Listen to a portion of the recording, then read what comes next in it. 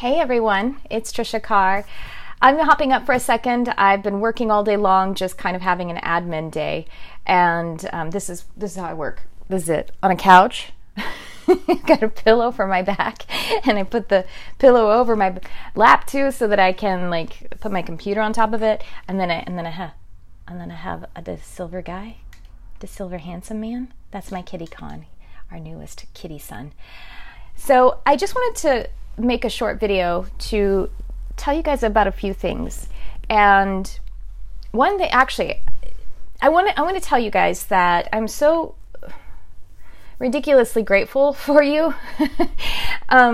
Ridiculously, like it's embarrassing, it's ridiculous, it's gross. No, I'm kidding. That's a weird adjective to use. But anyway, I'm really genuinely so grateful to you that you are wanting to hear me talk about anything, and that you are actually shining your light, because I know that's the reason. If you aren't like trolling me, then that's because you have a similar calling on your life about compassion and about inspiration, and well, I guess just living a life that is charmed.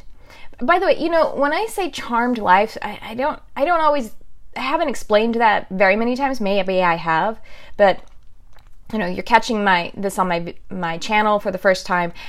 I have it's a live broadcast. It's an online TV talk show and a podcast, and it's called Charmed Life with Tricia Carr. That's who I am. And the reason that it's called that is not to the point of that sort of derogatory sometimes use of the word charmed life. Oh, he lives a charmed life, meaning like he was born with a silver spoon in his mouth. It's more what it is about. Actually, the very beginning of it is that after I had my awakening and met some of my guides, apparently opened my third eye. I didn't really know that was a thing even at this point. And so my hair is crazy because I've just been working. I was in a meditation and had met some of my guides, my spirit guides, and then I had this experience where there was like this clover, and it was like placed inside my left shoulder, right here. And I heard, "You are charmed." And now here's the deal. So are you. So essentially, you are special and unique, and so am I. And, you know, we tend to there's this other concept that, well, if everyone's special, then no one's special. That's not true, because God, source energy, the universe, has created you as a special, unique, perfect, beautiful, absolutely composed of love, element, expression of the divine creative power. So yes, you are special, charmed, unique. If the word charmed doesn't work for you, great, fine, whatever. But I think that you know that, I think that you feel that, and that's the reason why you're even listening to me right now. And so this is what charmed, the derivation for charmed life is for me. That absolutely every single one of us, that is our soul intent. That we came into this experience to experience the contrast and to experience the things that would be the dual expression of source energy, so that we could expand by it, so that God could expand by it. So we are expressions of God and the God energy. And so then, as such, you are God essence. God essence, how could it not be charmed? How could it not be magical? And that's the kind of life I've been living since I awoke to that truth, that is my calling, is to be the expression of God energy. So that's why I do all of this stuff, because I just love living that and love feeling that, and I love connecting. And when I was a kid, I was an actor and a singer and all that kind of stuff. And the reason that I loved acting so much, and the reason I loved stage acting, was because I could feel the audience, and we were communicating, and every single audience was different. It was like the collective consciousness of that audience was an individual, and we were just having this romantic exchange, and I loved it. That was one reason. The other reason was because it was channeling. To me, channeling, intuitive abilities, psychic abilities, mediumship, anything like that, it's all just creative art. It's just the exact same process. Intuitive, creative, artistic, it's all the same to me. And so that was the outlet that I had when I was younger, and I still love that modality of spirituality, honestly. Art is a modality of spirituality. I mean, everything in highest truth is, of course, everything that we do. You know, I came on, like, I wanted to tell you about a few things, and I just kind of like, for a moment, I paused, I prayed, obviously, before, just connected with Spirit and said, what should I talk about? And, I just got like, talk about your experience a little bit, which to me feels like talk about yourself. And the reason I go, isn't because it's more noble to be like, about it. Not at all. It's because I have been investigating this idea, or not this idea, but I've been investigating narcissism, and the opposite of narcissism somewhat is echoism. And I'm referencing here a book by Dr. Craig Malkin, Malkin, Rethinking Narcissism. And I just did a free master training on last week. So you could actually find that free master training if you want to see the replay. It's not very long. It's only about 40 minutes long with a little bit of Q&A afterward too.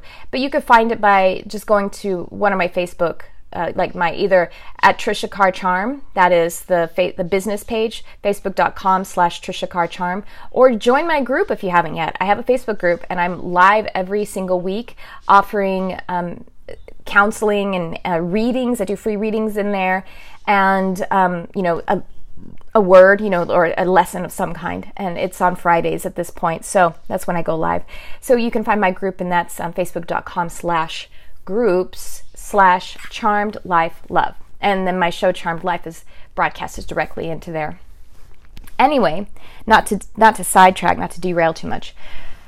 The reason I really want to refer you to Dr. Craig Malkin's book, but you could also just get a summation of this topic by watching that narcissism master training that I did. But the thing is, the echoism thing is kind of like the polar opposite, to paraphrase this brilliant body of work that Dr. Malkin is doing. But if echoism is this polar opposite of narcissism, let me tell you that kind of extreme pull away from feeling special or being able to be the fullness of who you are, that is just as harmful as the disordered kind of narcissist as well. And so I'm working on my echoism, because that echoism can also manifest itself into codependency, and I don't want to do that. But I realize that I'm pretty well balanced in that narcissistic spectrum, which is awesome. I'm owning that. And then if I wobble to that echoism side. And when I do that, as a symptom of having that tendency, then I kind of forget that people actually benefit from other people's stories. So you guys benefit from my story. If you enjoy watching me, listening to me, connecting with me at all, then you probably would enjoy hearing some of my story. And this is the simple thing that I wanted to say. If you haven't heard me talk about it before, I do live a charmed life now. And by that I mean I live a really magical life. And it wasn't always that way. I came up, and I'm wincing because I have to say I have to talk about myself a lot. And I grew up in really underprivileged, is one way to say it. Okay, I'll just go ahead and say it. So it was abuse, and my father was an alcoholic. He passed last May. It's been just a year, actually. Oh my gosh, is it almost the anniversary of his passing? Oh, no wonder. I think it is. And he came through to me this morning. Crazy. Okay, Daddy, I hear you. Thank you. Sorry, I'm having a little revelation right here for you guys on this video. So my father was an alcoholic, abusive alcoholic. And I don't want to tell too many stories about people that are still living, but it was difficult. It was painful. I was the youngest of 4 daughters. Well, I actually have a 5th sister. I have 3 sisters. I actually have a 4th sister, I should say. There's actually a 5th one of us, but she didn't grow up in my home with me as though she were my sister, even though she is biologically. And so I was the youngest. I am the youngest. And it was just some hard times and really scary. There were sometimes guns drawn. My father would throw things. So there was like this kind of big eruption of his temper and his anger and just kind of his insanity, his pain body, really his pain body. If you don't know what that means, you could learn about that you could Google it. Actually, I think I have a video here on pain body maybe. But Eckhart Tolle is who I learned the term pain body, from whom I learned that term. So you could look up pain body, Eckhart Tolle.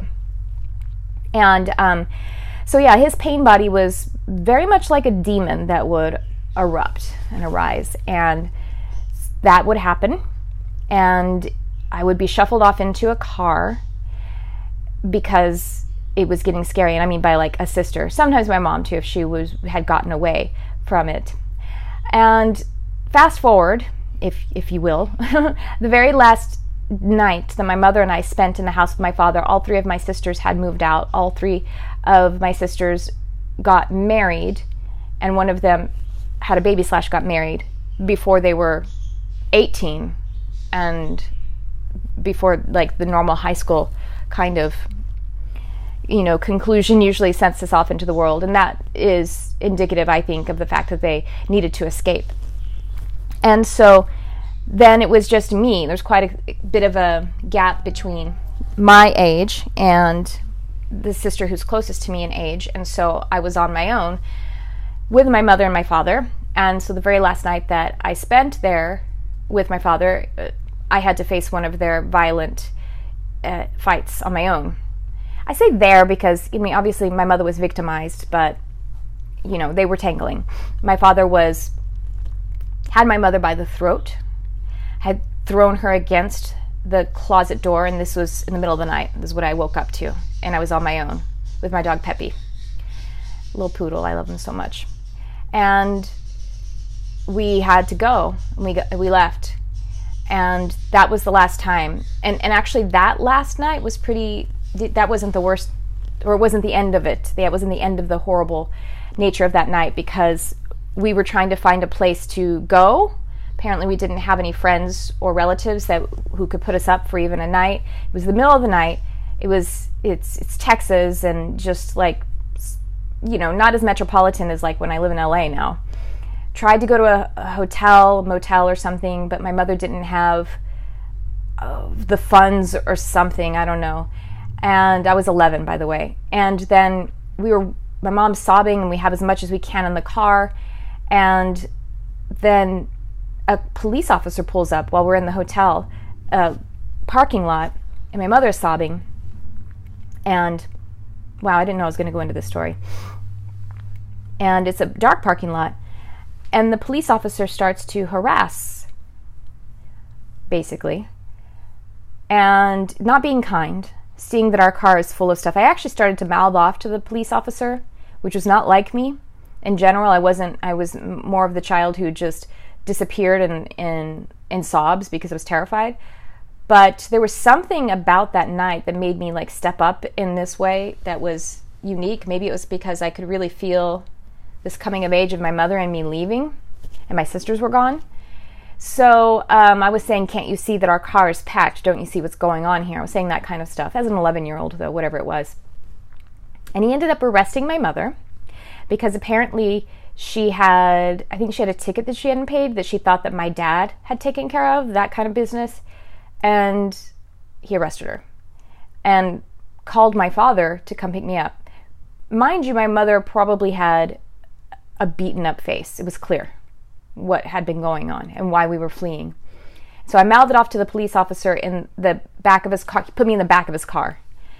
He didn't need to do that. And I was mouthing off to him too, saying, so what's going to happen to me now? And he's like, I'm taking you to your father. And I'm like, yeah, my father just beat my mother. And so that's who you're taking me to? And so, all right, so now I am going to fast forward. My mother and I had some hard times there for a year, about 18 months, I think it was. Maybe, I think it was only about 18 months that we lived in like a one-bedroom apartment together. And my mother worked so hard to keep me in things like sports and actually vocal lessons too, like, which was totally superfluous. It wasn't even something that was a part of the school offering. And she worked She worked 2 jobs and just worked really, really hard. And it was sad and it was lonely. And she worked really hard to try to keep me moving forward. And, you know, when you're in sports and cheerleading and stuff like that, it costs money. And besides the fact that she had to get me to the sports practice at like 6 a.m. and then all that kind of stuff. And we lived in a 1-bedroom apartment together with twin beds in the bedroom, which I actually liked. But, you know, if you're a woman in your, let's see, what was she? 27 plus 11, late 30s, I guess. Anyway, the next part was actually kind of a different kind of hard, or maybe even harder for me, because then the person that she married was, see, this is difficult because these people are still around. Let's just say that abuse continued in a completely different way for me. And this is not actually because I don't want to share my story. It's out of respect for people that are living still and who are, you know what I mean, I just don't want to cast that kind. And I'm actually, I want to be in the healing of it, but just basically what happened next was oppression and abuse, and my voice became even smaller. And so this was my path of being that echoist, which is one who cannot experience speaking their truth. And again, this is just one facet interpretation of that term.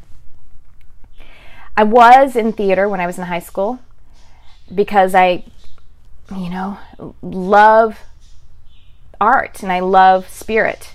And that was my way to be spiritual, as well as I actually went to church too. I took myself to church. So I was deeply into the Christian church. And then my 20s were a whole different deal, where I replaced the previous person who was oppressing me with a new person. And I had this, so this part I can talk about because no one can find this person. So I had this relationship all throughout my 20s with this person who was highly narcissistic, extremely oppressive. Like I didn't have it. He wouldn't let me have any friends at all. And when I say he wouldn't let me, I don't really mean that he wouldn't let me, because obviously I signed over on it. I didn't know that there was, I still have the language, you know what I mean? Like, I allowed him to disallow me to have friends or connect with anyone. He was a liar and a thief, and I had to go along. Was how this relationship was set up. Weirdly, so this person was significantly older than me. I can't remember, I think maybe 10, 12 years. And weirdly about it is that it was functionally platonic. So we were meant to have been a couple, but we never touched each other. We didn't even hug. We didn't have any kind of affection, let alone like a sexual relationship. Right? And so okay, so I don't want to talk much more about it. Blah. Let's talk about blah. Oh, but I just wanted you guys to know that from that, and from all of that feeling of oppression and having my voice quieted and horrible self-esteem, horrible, not even knowing who I was, the empathic nature was so sick and malfunctioning that I couldn't feel who I was. I didn't have any native land. I didn't have any walls on my house, so I didn't know that I had a home inside me at all. And the cycle ended. And I understand and I live a life of empowerment, understanding how, and taking responsibility for, and enjoying the game of taking responsibility for absolutely everything in my life. Absolutely everything. So, okay, that's all I'm going to talk about. For me, the things that I actually wanted to make this video for, you know, I usually do things live, and so I'm kind of treating this list like it's a live video, even though it's recorded. But I wanted to tell you guys that if you live in Los Angeles, I would love to meet you. Or if you're coming into Los Angeles or Southern California or something like that. And so I'm doing this coming as this is posted. So this may be in the past because this video will stay up on different outlets. But perhaps it's still going on. And that is an in-person workshop that I'm doing at a place called Craft Sierra Madre. So that's in Sierra Madre, California. And it's an intuitive training program. intuitive training workshop. So I'll post the link here below. And my friend Ariana Reel is the owner of this shop, and it's amazing. It's so beautiful, and I'm so proud of her. So I wanted to let you guys know about that. I also wanted to let you know about my Patreon community. So if you're not familiar with Patreon, it is a platform where artists, thought leaders, content creators, I should say, are actually, you can create a community there. People actually become your patrons by supporting you.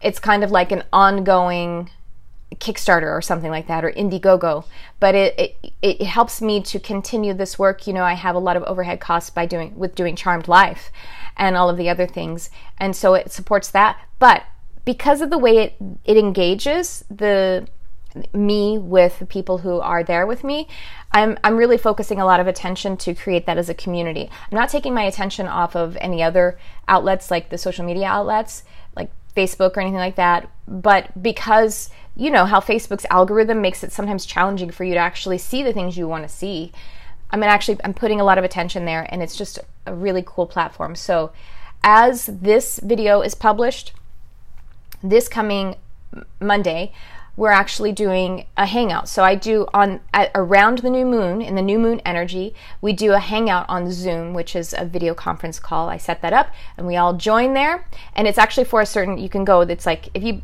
can, there are different tiers of patronage that you engage in, and they all have different rewards. So this is a reward for, I think, just the $5 level, if you come and support me at $5 a month. And so every month around the new moon energy, we get together and we have a hangout. And I'm really feeling like there's probably going to be channeling happening there, channeling energies for all of us, as well as Q&A. And we actually are there, we're like virtually together, and we see each other's faces, and it's so exciting, and I love it. So I wanted to put that in a little video here so that you guys can go, and if you want to get in on this month's meeting, you have time. And so that's this coming Monday, the 14th of May, 2018. But if you're watching this in some kind of other time space, it's probably still going on in a very similar manner. So do go check out my page, patreon.com/Tricia Carr, as well as on the full moons, I lead a meditation or activation, and we get together and we are activating blueprint and energies of the soul, and we are doing meditation, or it's a meditation, and it's basically co-created, channeled through our guides through me. And after the live event of that, I produce it with and make it really sound really nice, and probably put some sound design under it, depending on whether it lends itself to sound design or not. And then I send you the MP3 for you to be able to keep, and then you can use it as a guided meditative track for yourself, or whatever you like to do. So that's another thing, and that is and then that also includes you get to do the other meeting as well. And there are a lot of other things up there, including like discounts on my services at certain tiers of support. And I wanted to say thank you to who is there with me right now. So, God, I love you guys so much. I have it open because I don't want to forget anyone. And so let me say thank you to Mara, Martin, Crystal, and this is Crystal S, because my friend Crystal Ann Compton is also supporting me. I love you too. Albert, I think you live in Southern California, so if you are watching this, I hope that you can come to that workshop either this week, or I plan to do more of them. It's in Sierra Madre, so I hope that's not too far out of your area. Patty, Keisha, I need to tell you about that too. You're also not that close to Sierra Madre. It's probably not going to be very good for you. But anyway, hi Keisha, thank you. Cynthia, Chris, I'm going to say your last initial is M, and Anne-Marie and Martina. I love you guys so much.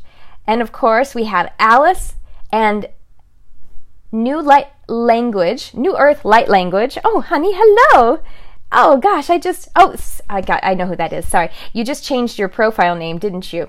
That's Simone. Hi, Simone. Thank you so much. You actually were a catalyst for it, because I'd set up Patreon, forgotten about it, hadn't remembered that it was a really fun thing to do. And then you pledged, and I was like, oh yeah, that sounds fun, especially with how Facebook's algorithm keeps changing. And then, of course, magic and mediums. Now, magic and mediums, she has been on my show, and so I would suggest you go and support her as well on Patreon if you're going to come and support me, Magic and Mediums. But also, that is the name of her podcast, and it is so good, and she has such an amazing heart, and it's really creative. And so I would encourage you to go check that out. Her name is Aniel. Just look up Magic and Mediums, and that's how you will find her. All right. I also wanted to just tell you guys that I still have, as this video is published, a few days left for my Empowered Empath and Highly Sensitive Intuitive program for you to be able to register. It's going to be amazing. It's a full coaching program with additional education and techniques and all of that kind of stuff. And the reason I'm so passionate about this, it's my second iteration of this program, is because for me, understanding my empathic nature and strengthening it was the portal into this charmed life that I have. So just go check that out. And that is triciacarcharm.com/empath. I don't want to talk too much more about that stuff, but I guess that's about all I have to say today, except that I truly do love you. I love you so much. I think I see you through rose-colored glasses, and I also see me through rose-colored glasses. You are special, unique, magical, and I am special, unique, and magical. All of us are. All moments are precious. Each choice is a gift. That's something that a tree told me once. And so you are special and a gift. So thank you so much for shining your light and helping everyone else by shining your light and activating that frequency of your truth. You are contributing that into the sea of energy, because we're all connected. There is no such thing as separation in the highest truth. Everything is connected. So you're a creator though. So you create that energy and you shift everything on this plane, in this world, in this universe. So thank you for that. And thank you for helping me to do that too. I love you so much.